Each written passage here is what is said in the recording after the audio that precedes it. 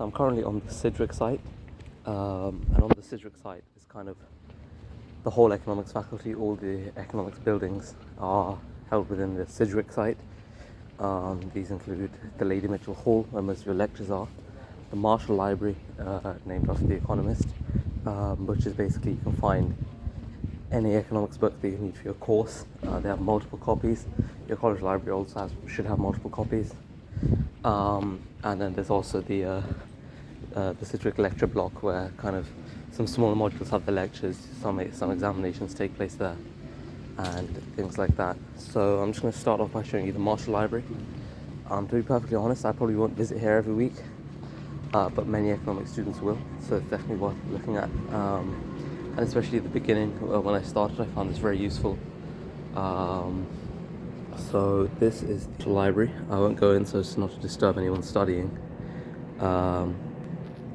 That's just kind of where you can find any books. There's plenty of workspaces in there, which you don't need to book. You can just turn up and just sit down somewhere, start working like a normal library.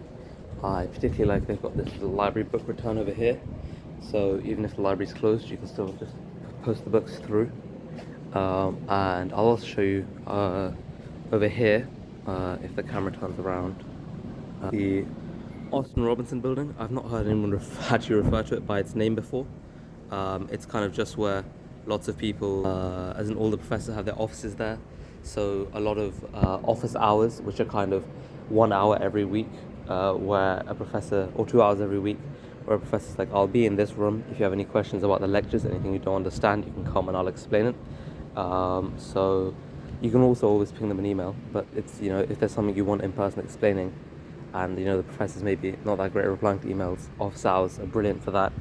And then walking over here, we have now this should be kind of a part of your everyday life, because all the lectures are here, and there's 2 to 3 hours lectures a day. I tend to watch mine online, but normally if you walk here around 8:45, 8:59 a.m, there should be a big bustle of students out here waiting for the doors to be unlocked for the first lecture of the day. I think it's closed, unfortunately, right now. Yeah, but inside a brilliant lecture hall, about 100 it probably seats close to 300, I think. And there's, in addition to all of your normal lectures, there's also some very prestigious lectures held in there, where they invite speakers to come and talk to students and kind of explain things that they're particularly interested in. So yeah, that's the Lady Mitchell Hall. That might form part of your everyday life, should you choose to watch the lectures in person, or if they decide to stop recording them.